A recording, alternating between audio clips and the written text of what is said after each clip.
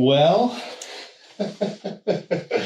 here we are. We did it. Yeah, we finally made it. Well, this is funny. It's a funny thing to start with, but let's go way back. Like, Okay. where did you grow up? I grew up in Pearl, Mississippi, and I attended Pearl High School. And oddly enough, it is the same place in which I now currently teach theater.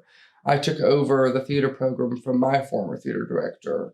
And it's truly been a blessing, but it's a blessing and a curse, right? You get to work in the place of which you were taught, and you get to give back, but you also know everybody, and you kind of already know the obstacles. You already know, so there's that element, I guess. But I grew up in Pearl, Mississippi. I have a twin brother and an older sister, and incredible parents who supported me from day one. So that was nice. That was helpful on my venture as an artist, because especially it could be hard for some people in the South. But I really had support systems from day one. But yeah, Pearl, Mississippi. What drew you into the theater? Well, I actually started playing athletics. I was a baseball player, soccer player. My dad was my coach. So working as a group or an ensemble is nothing new. Like, it's just a different type of ensemble, right? I was a natural performer. I love to get a laugh from somebody. So as soon as I got that natural response from an audience, whether it was my parents, my family, at Christmas, Christmas time or Thanksgiving, I loved being the center of attention. And so as soon as I got that natural response, it was like, it's over with. This is done. I know this is what I want to do. And so about junior high age, I started to just audition for like the shows or the plays. And man, it was it for me. So that's kind of when I got started in the theater. What pushed me into wanting to do theater for a long-term career, I think, was honestly just the level of enjoyment that I received in doing so. So, I mean, I enjoyed all aspects. I mean, you could put me center stage, or you could put me the guy sweeping the stage afterwards, just as long as I got to enjoy it and participate with everybody there. Because it's not only the work or the text or the environment that you create, but it's also just the people that are involved in that certain field of exploration. Because, I mean, being able to be creative with other creative people is incredible. It's one of those things that you just can't really explain in words. It's more of a feeling or a state of being. So I think that was one of the biggest reasons why I just truly love it. And honestly, I was good at it. I mean, it was one of those things where it just came naturally. And so, well, that just took it from a sign from God. This is what I'm supposed to do. So I just did it. Yeah. So, well, in the conversations that you and I have had, and we kind of talked about this before, you really wholeheartedly believe in theater for its community aspect. Oh, yeah. How it brings people together. Can you talk about that a little bit?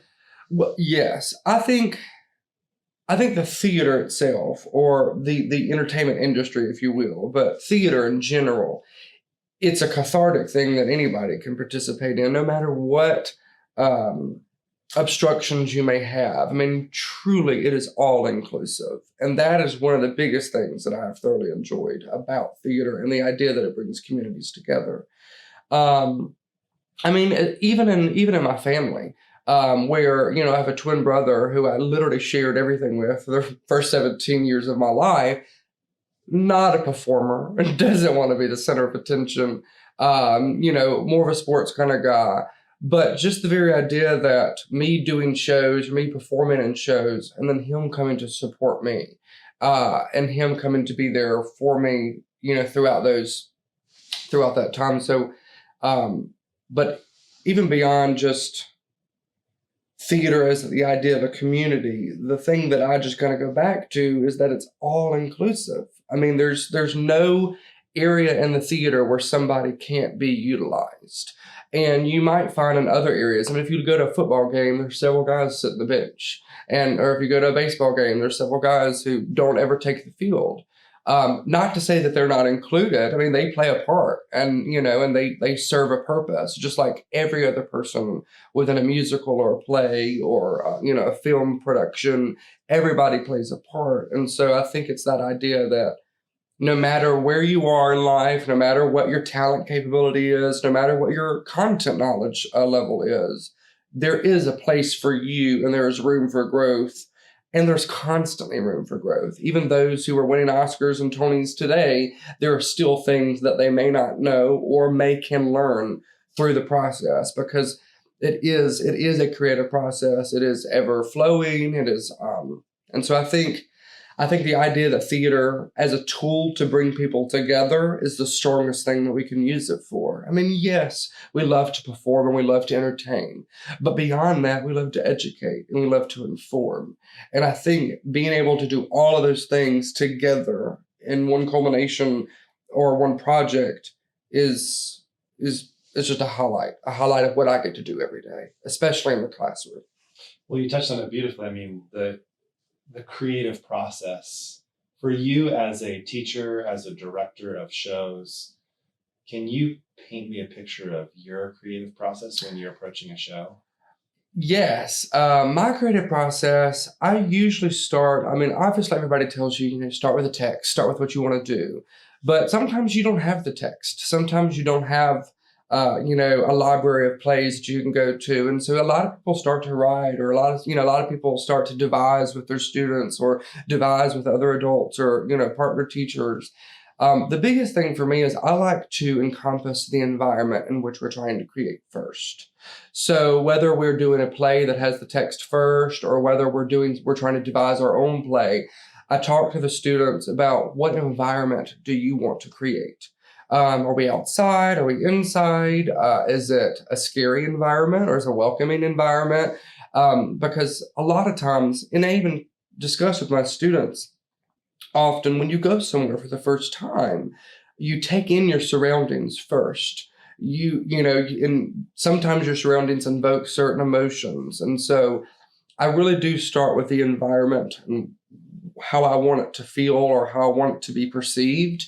And then I kind of jump off. You kind of use that as a jumping off point.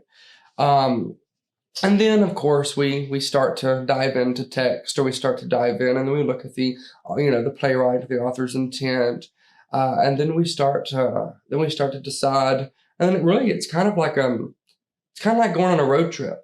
You don't really know where you're going to go yet. You just kind of go, and then as each sign passes, you start to get more ideas, and then start to branch out, and then you have that initial shock of overload.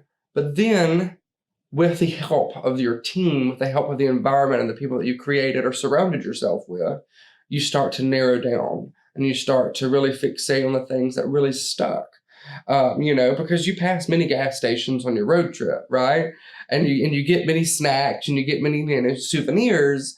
But the good thing is, by the end of the trip, the things you remember are the things that stuck with you, or the things that you really enjoyed the most. So, and I'm rambling here, but no, that's fantastic. I was going to tell you, like, even going more in detail, like for you, like when you're starting to think about that show and starting to dream up its possibilities, do you steal away to a cafe, or what do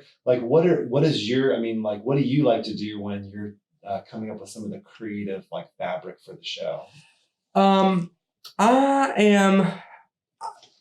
To be honest with you, I do my best work about 2:00 in the morning.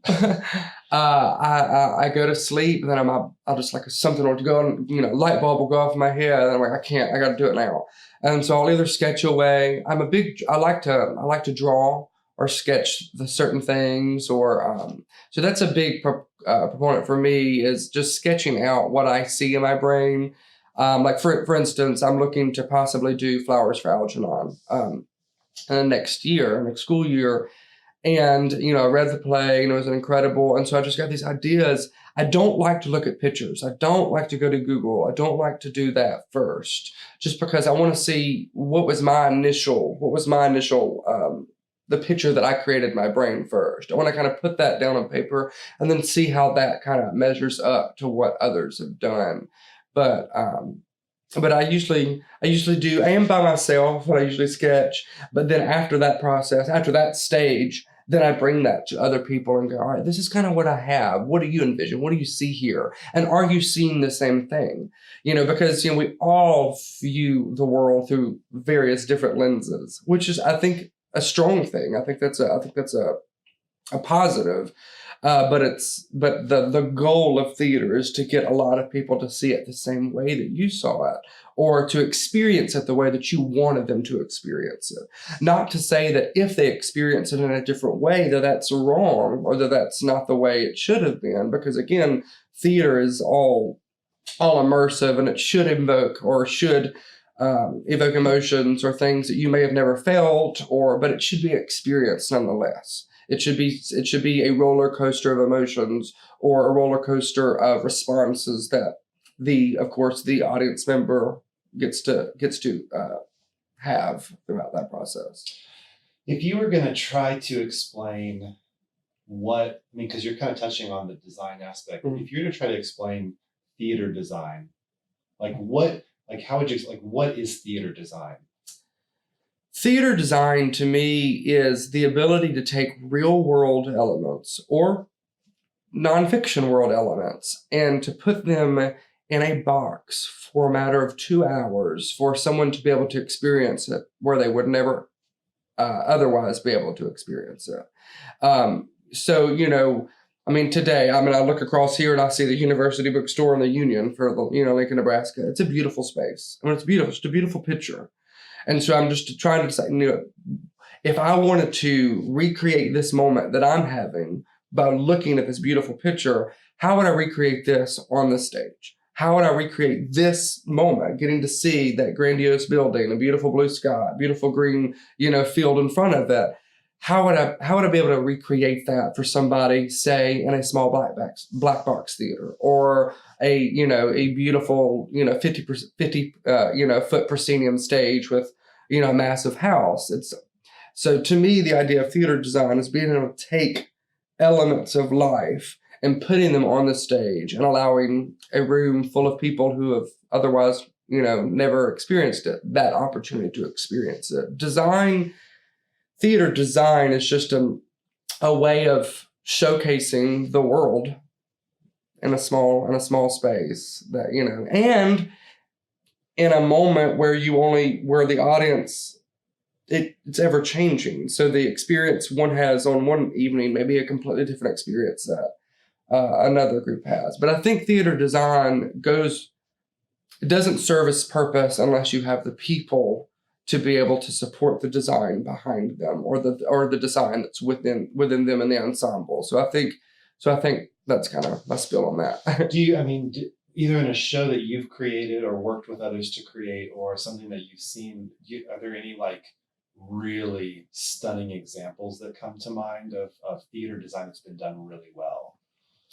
Well, I was just in a show. I was just in Bright Star and New Stage Theater in Jackson, Mississippi, and it was an incredible production.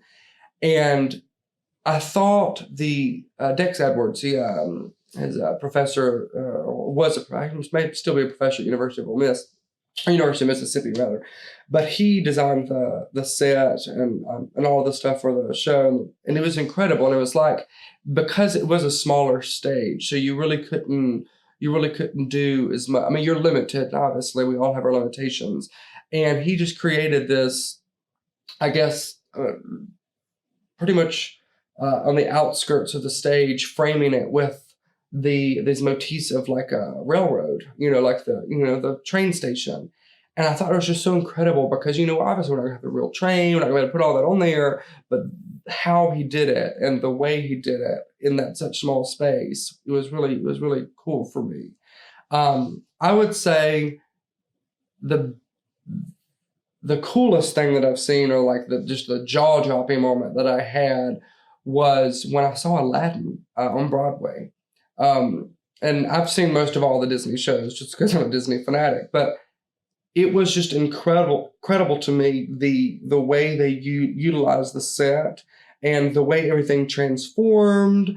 And so it was just the first time I was like, wow, like this is just like I'm in it. Like there's nothing else. But another memory that I do have, I was at the West End in London, and I was studying art photography at the time, and I had my favorite musical of all time is Les Miserables, and I got a ticket to see the show, and I'd already seen it. I'd at that point in time, I'd never seen it live. I'd only, I'd been in it. I'd been in the school production, or the school edition rather, but I'd never seen it. And so I remember sitting in the balcony, and I remember sitting in a small chair, like a tiny seat. And I remember being, a very large man beside me. And I remember being like, literally crunched over the whole time.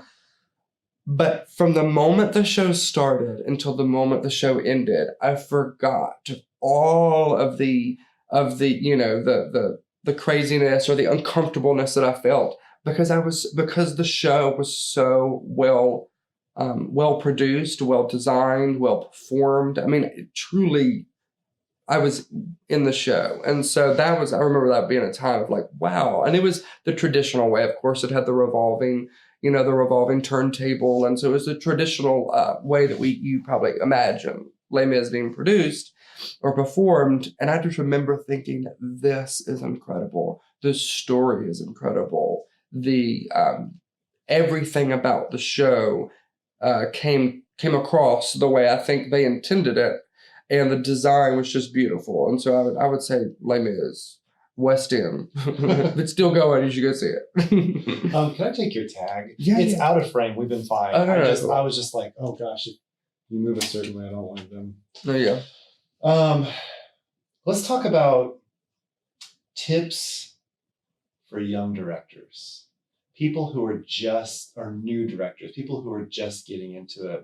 If you could boil down some of the things that you've learned, what would be some things you would share, kind of bite-sized things you would share to really help them start to have some success in directing a show? Well, that's a great question, but I still consider myself a young director. So I will give tips for younger directors. I would say kids know more than you think they do. And especially growing up in the South, I'm in Mississippi, though they don't have a lot of opportunities to go, obviously we're not in Hollywood or New York, and there's not, of course, there are ample amounts of opportunities of creative exploration in those areas. There are a lot of opportunities within our state. I would say, so listening to the students more rather than lecturing to them, or giving them opportunities to explore verbally, is really helpful. Now, that is hard with students because, sometimes students tend to not want to speak or to not want to be. So the objective or the obstacle at that point in time is building an environment that is inclusive and that is safe so that your students eventually become brave or courageous enough to speak and to have their opinions. I tell my students all the time that nothing in here is wrong. Nothing is wrong. It just may not be right for this moment. And so it's like, keep journals, keep all of your information. Everything that you have to provide is worthy. It just may not be exactly what we need in this moment. But you find oftentimes that our students will give you so much information, and 10% or 5% of what they've given you or what they've created is exactly what you needed. And so I would say for young teachers to definitely incorporate activities that they allow the students to create and explore and provide that information to you, that feedback, and a constant, I guess, circular motion, you giving information, you taking information and sharing, not letting it be, I'm going to teach this lesson, I'm going to lecture this lesson, and then we're going to have a test, which is great. That's a model that's been used for years and years in different subjects and content areas. But I think it's specifically for theater itself, letting the students explore and letting them discuss and letting them have a moment to have a sense of ownership of what they're creating or what they're creating based on somebody else's text, and how it because what affects you or what how you respond to something could be very differently than how I respond to the very same thing. So even talking or looking at why those two responses were different. Was it our age? Was it the fact that was it your background versus my background? Are they different? What makes them different? And how are those differences alike and how are they different? And that's kind of like an oxymoron, but it's still crazy nonetheless. Yeah. For somebody who's coming to you, since you've been in theater for a long time, like whether they're a student or maybe they're just new to community theater, Mm-hmm. what would you advise if they're like brand new to theater? Mm-hmm. Like, what would you tell them about like getting started? How would you help them just get started in theater? What would be some of your advice? The first thing I would say is don't be afraid. Don't be afraid. Don't be afraid to try new things. Don't be afraid to look stupid. I mean, that's honestly the biggest thing. What I've seen in most people who are inhibited or have just it's not as easy for them to get on stage or do something, is that they're scared that they're going to do it wrong. But at the end of the day, you're going to do things wrong every day. I mean, I'm going to take the wrong turn. Oh, dang it, I need to, take a U-turn. That's okay. As long as you get to the location, as long as you know where you're supposed to go, or as long as you're willing to listen and follow the instructions of the people who are entrusted to lead you. But I would say the biggest thing is just don't be scared to look stupid. Don't be scared to move your arm in a way that you've never moved it. Don't be scared to work with somebody that you've never worked with before, because it's that innate inhibiting nature that we have in our body that limits us from reaching that full exploration, or that full, what's the word I'm looking for? Potential. Reaching your full potential is just accepting that you can do it first. And I think a lot of people wait to be told that they can do it. But in reality, you can do it. You can do it just simply because you woke up this morning. And so I think if every student, every artist, every teacher, if they just had the confidence of a toddler, they would be tenfold more successful, because you're not inhibited by, what somebody else might think or what somebody else might want, or this isn't exactly what they were expecting. So I would say just truly be confident in every decision you make, even the bad ones, because the bad ones, 10 years later could turn out to be the Tony Award winning play that you wrote based on the bad experiences that you had. So it's just amazing how, and especially in the world of theater, nothing is impossible. Yes, you have fiction, nonfiction, and all of these different things, but nothing is impossible. And so I would say truly, just don't be scared. That would be the biggest thing. Don't be scared. Don't be scared to say hey to somebody that you don't know. Don't be scared to go to the audition. Don't be scared to, try the song that you've been trying to, you've been thinking about doing forever. Do it. And, not everything is going to work out the way that you wanted it. But the good thing is, and like I tell my students, you learn from every experience. You either learn that you could do something, or you learn that may not be the best route for you. And so you look at a different route, which you never would have looked at if you wouldn't have had, that I guess that failure, or that, I don't want to say failure, but that, you know what I'm saying. Yeah. So that's what I would say. That's fantastic. I love that. That's why I love talking to you. Well, what show really makes you laugh? I love The Drowsy Chaperone. My first trip to New York, it was one of the first shows that I saw. And what's funny, I was speaking of avenues or journeys that you take that weren't really the original, I actually had a ticket to Lion King, and I was with our school, and my theater teacher, she came to me and she said, "Hey, Eric," she said, we've got several kids who want to go see Lion King. We've run out of tickets, and there's this other show, and it's called The Drowsy Chaperone. And she said, would you be interested in going to see that with some of these adults instead, so that I can give? And I said, sure. And so thankful that I just made that. Sure, I'll do it. And I guess because I've just always not been inhibited, I'm willing to do anything. But I just watched the show and literally laughed the entire time. It's, it's of course the show that it's a play that kind of pretty much just unfolds in this guy's apartment, and it's just hilarity ensues. And so I love the show. I love the characters. Sutton Foster and Beth Lavelle were in it, and I honestly didn't know who these people were until that moment. I do now. But that show, truly, I just remember laughing the entire time. Now, another show that that I also saw at the West End that I truly laughed the entire time. I think I may have probably heard a rib or two, was Noises Off, and I'm sure you are familiar with the show. And what was amazing about that show is just the timing and the ability to the true art of comedic timing, and how timing is everything. And so that's another show that I have honestly laughed all the way through. What's a show that touches you really deeply? A show that touches me deeply, I would definitely have to say Rent, and I know that's kind of cliche, but it was actually the very first Broadway show that I ever saw. Another show by accident. We were going to the TATS booth to get tickets for another show. They were sold out, and so they said, we've got tickets for Rent. I'm like, okay, and of course I knew what Rent was at that point in time.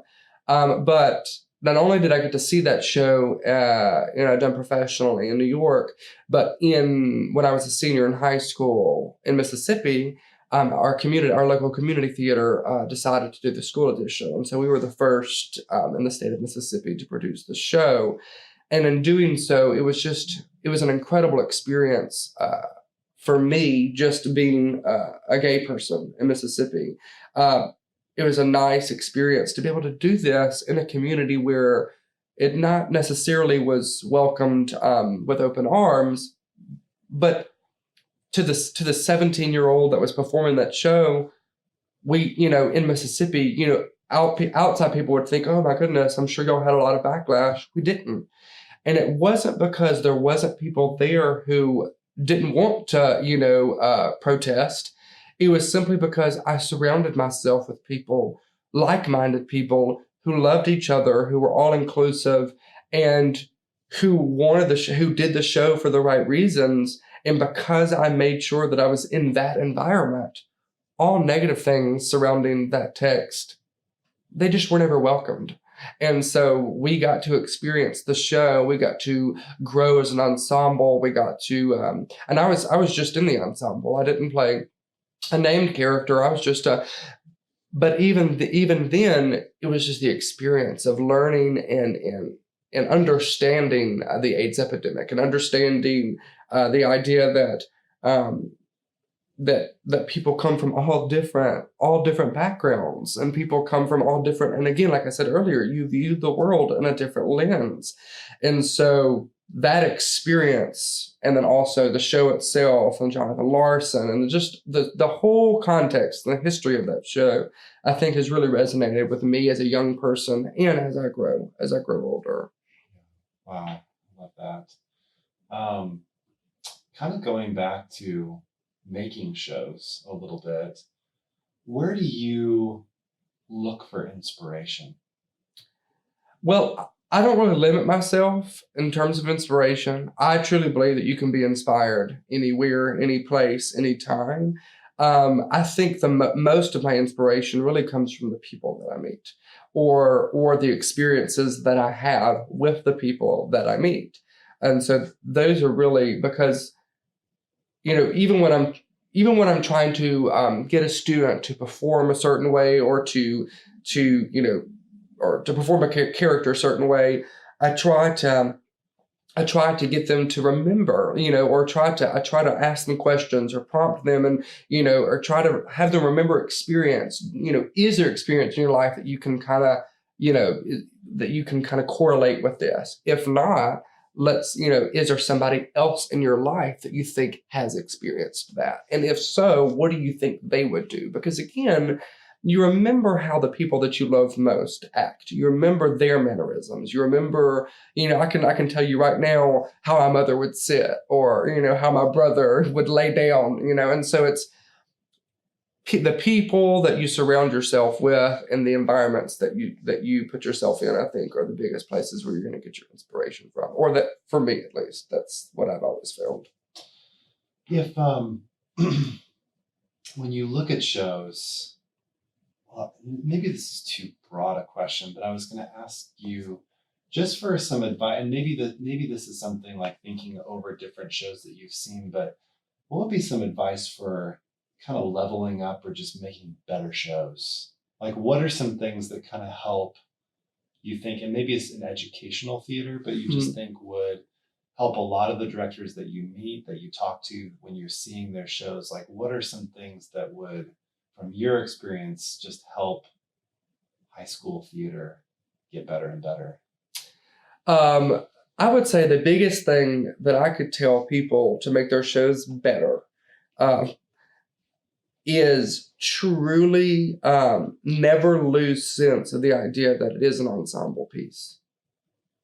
I mean, because as an audience member, the idea that we watch so many shows, and of course you have the lead characters and the spotlight, and they get to have those incredible, indelible moments of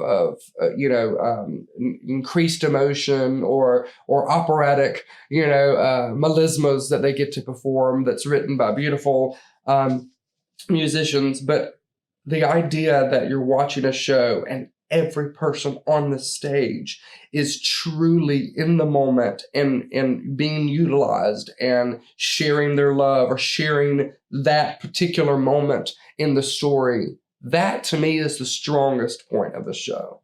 And so keeping true to the idea of ensemble, no matter the cast size, whether it's 2 or 45, that idea of ensemble and making sure that is presented to the audience. And I think that is the best way for your show to reach the certain levels or the heights that you're trying to get to.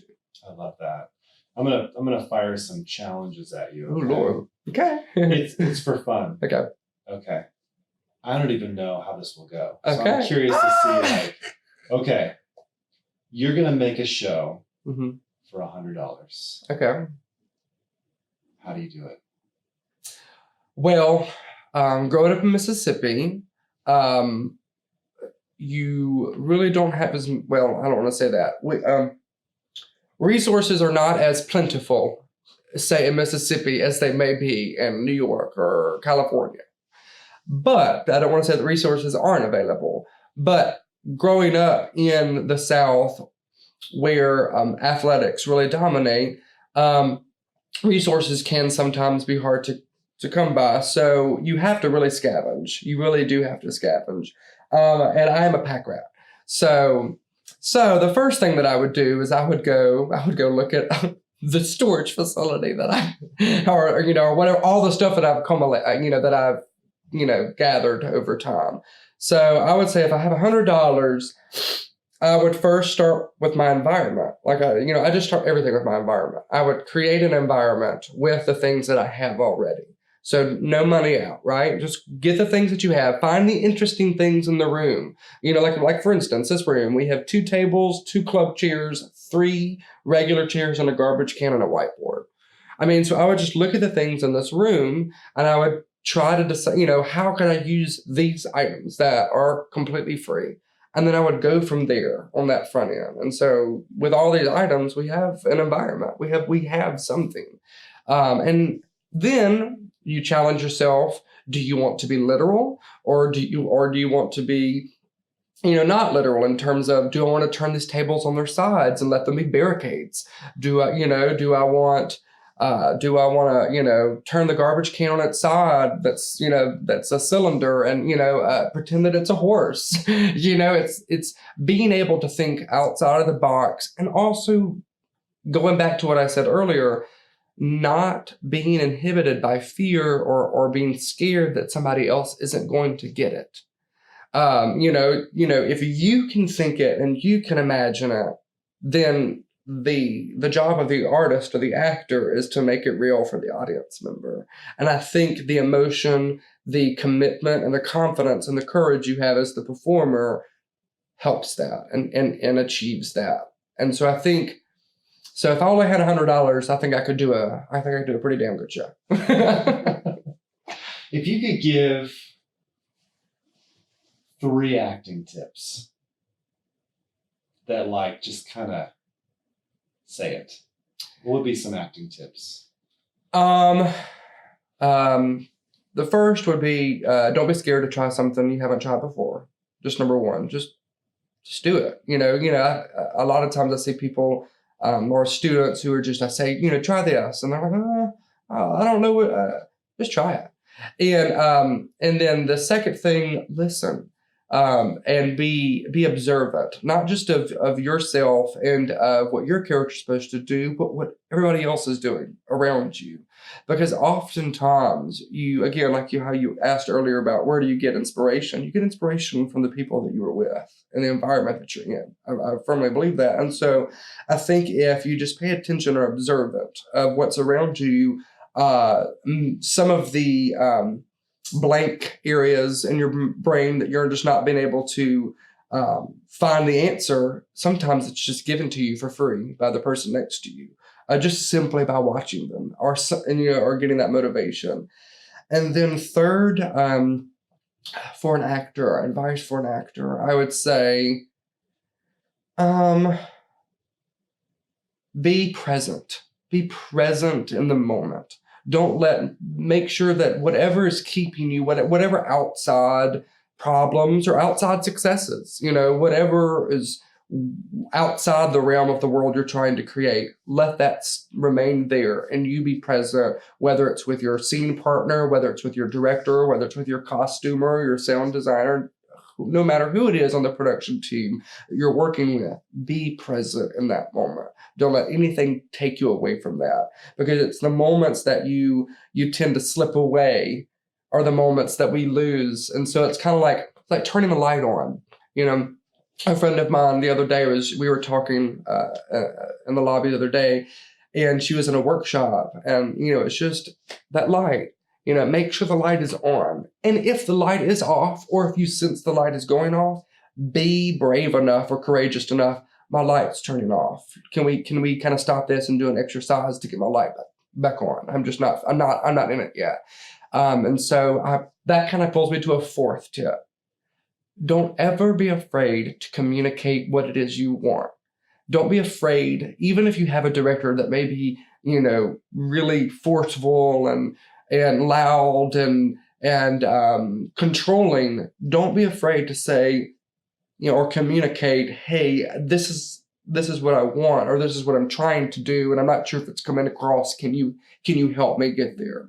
I think oftentimes a lot of things, especially in secondary and middle school theater programs with students, a lot of opportunities are missed because students sometimes don't communicate, and they're like at level 9 of 10, right? And they could have gotten to 10, but we never got there because the student backed off, and so it's so I think those are the things I would strive for if you were an actor, and those are the tips.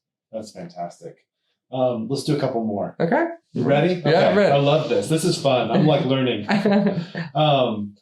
Okay. So sometimes I talk to teachers, and so this is kind of in some ways the reverse of the $100 question in a way. Mm-hmm. It's like some teachers can be super resourceful as far as if I have a vision for something, I have some methods of chasing down the budget that I want, or swelling the budget through other resources. I think a lot of teachers would be interested in what little tips, techniques, ideas you have for, if I don't have much, how can I get my budget to a place where it maybe would help me achieve that vision? This is an interesting question for me. Number one, I would say don't ever be afraid to advocate for what you want, even if it's a lot. Even if it's a lot. And the biggest thing for me is don't ever change what it is you want. I mean, I don't say that to say that, things change over time and needs and wants obviously change as your environments change. But what I mean by that is go ask on day one. This is all the things that I want. And then on day 365, you should be asking for the same thing. And if you're asking the same, if that person is your school board or your principal or or your chief financial officer for your district, there does come a point where you actually have leverage in saying, well, on day 45, you said there was a possibility. Well, it's day 365 and my wants and needs have still remained the same and I've not received what you said could potentially be possible. And so just consistency and knowing what you want from the beginning and fighting for it until it happens, I would say is a big thing. Just really being consistent and really advocating for, but not just advocating because you want something, advocating because it has a purpose, because it serves a purpose, and being able to, whether you're a good communicator or whether you're a good presenter, or whether you're, be able to provide, whether through the forms of words or through the forms of pictures or through the forms of what your program has already provided for students and the community and the environment itself already. This is not only is it a want, but it is a need. It is a need for the program to succeed. And so, because oftentimes, you may hear from a administrator or school board member that, well, your desires, everybody has desires. Well, there also comes a point where don't be afraid to be confrontational. I think a lot of teachers are intimidated easily by their administrators and by their school board, but in reality, your job is to advocate for that program. Your job is to stand in opposition to people who don't want you to get what it is your program needs. I mean, you're gonna have people in opposition all the time. And so if you back down simply because your superior said no, well, your superior is saying no because in that moment they can't achieve what it is you want to achieve. And that's fine. You've said no. All right, so my next question is, what are you going to do for me, or what are we going to do together to make an environment where the no is not a no and it's a maybe? And then what are you and I going to do in our environment or in this workplace to make it achievable for that maybe to become a yes?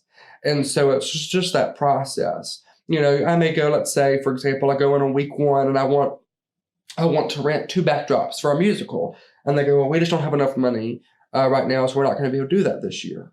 I'll go, okay, well, what I heard was not a no. What some people might hear is a no. What I hear is, well, not right now. Well, I'm going to hold you to that, and I'm going to keep that a record. I'm going to keep that record. I'm going to write it down. I mean, I'm kind of like a lawyer. Like, this is what you said on August 8th, 2009. So now it's August 8th, 2019.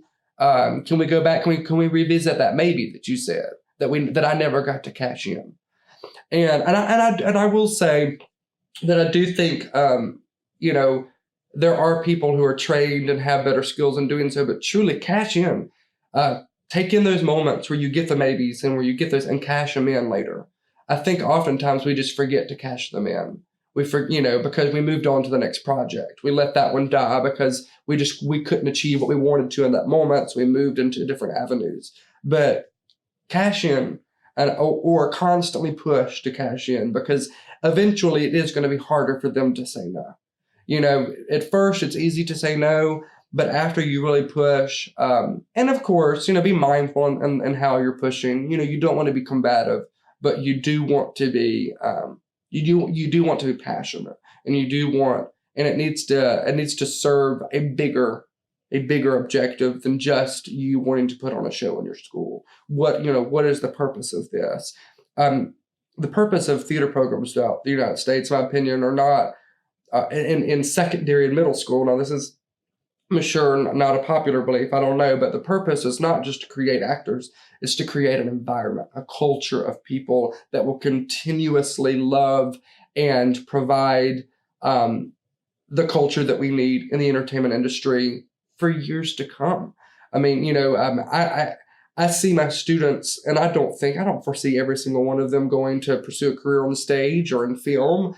But what I do see is a classroom after classroom after classroom of people who I hope will go purchase tickets to see shows, whether it's in their community, whether it's professional, whether it's in their churches. That's the type of environment. So we'll bringing this all back to where we started with the idea of I'm tasked as a theater teacher to constantly create and cultivate the community of theater people of which I want to see. And so I think that's where I would put that out. Well, you've landed right on the perfect doorstep for my last question, which is, and it's going to sound like a whopper, but I know you'll love it. Why does theater matter? Theater matters.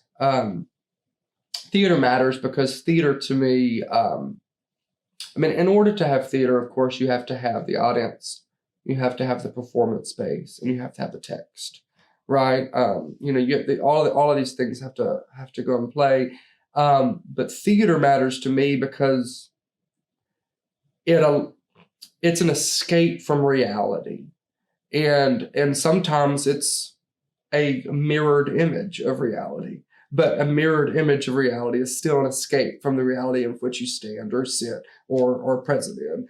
And so I think the ability for people to communicate through the medium of theater, through the medium of the stage or film, it's just an important process for the world itself, for people to be able to truly experience, whether they are on the receiving or the giving end of theater. It's, again, all inclusive. You don't have to be an actor, singer, or performer to experience what all theater has to offer.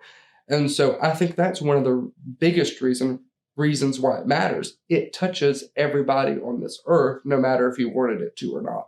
And so I think something that vast and that large can't be anything but matter to people, because we can't stop it. If someone wants to try to stop it, good luck. But theater matters because it's something that allows people. It's an escape. It's an escape from whatever it is you're trying to escape from. But it's also more than just an escape. It's also a beginning for certain people. It's also an entrance. It's also so it's depending on where you are in your life or where you are in your cycle or where you are. It's an opportunity. So if I had to narrow that down, I would say theater matters because it's all inclusive. It's an opportunity for growth. It's a chance to become something you've never been before. It's a chance to understand things that you may have never understood before.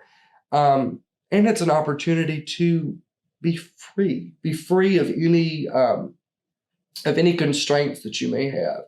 I think of the men and women in prison, and the people who have landed themselves in a situation where there is no return, right? There is no other option.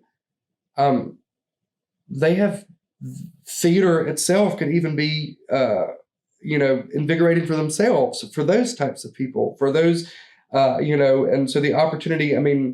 So I think it touches any and all types of people, and I think anything that can touch any and all types of people is something worth fighting for and something that matters. So I think that, in a nutshell, is why theater matters. That's beautiful. Oh, please. No, I'm not just putting you on. I really believe that. I think that one of the reasons why I really wanted to sit down and talk to you, you're so passionate about it. You really believe it. You're super sincere about it. And then you follow through.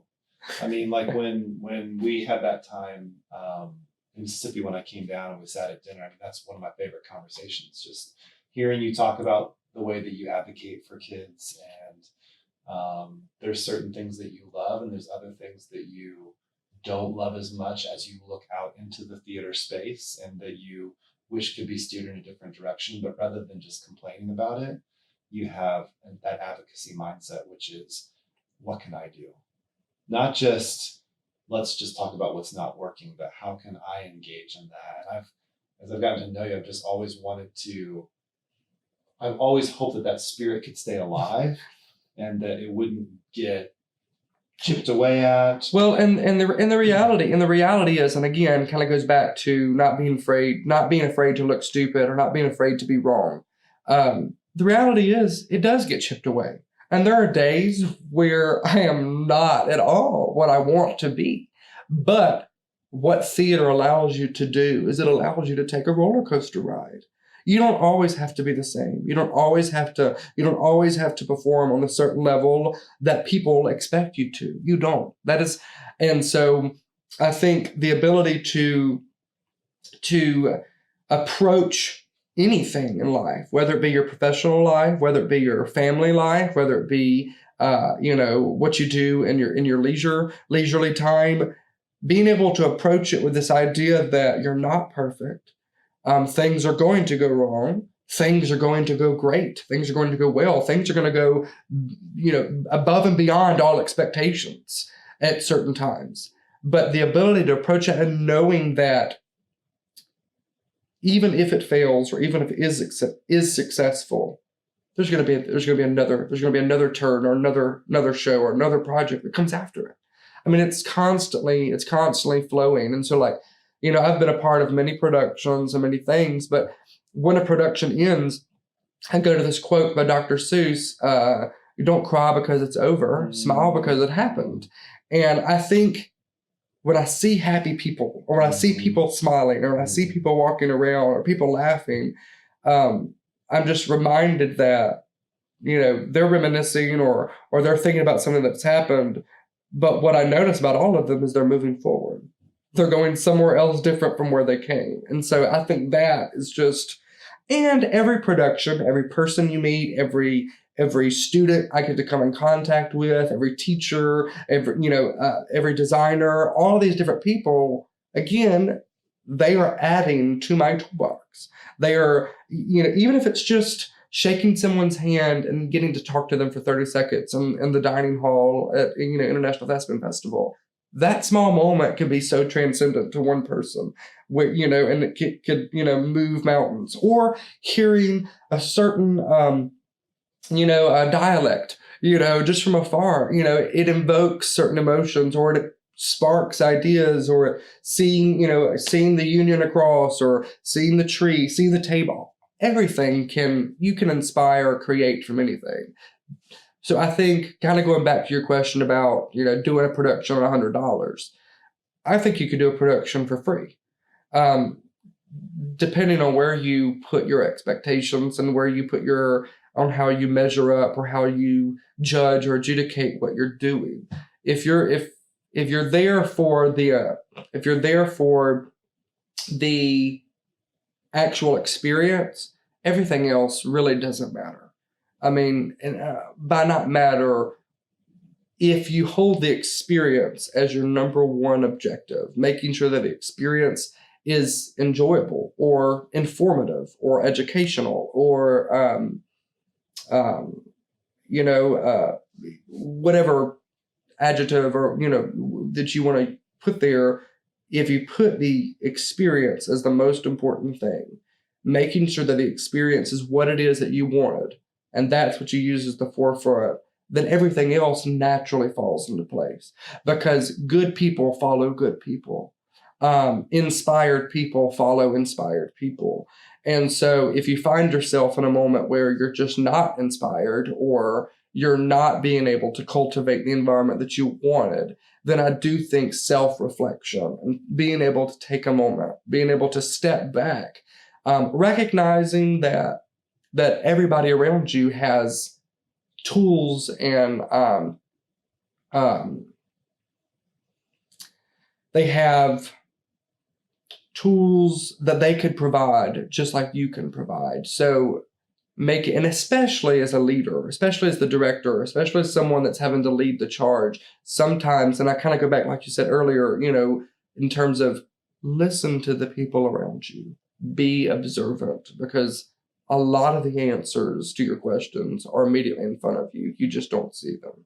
And so, and sometimes they're not in plain view. Sometimes they're just simply a conversation away from the person that's been sitting in the audience watching your rehearsal for the last 30 minutes.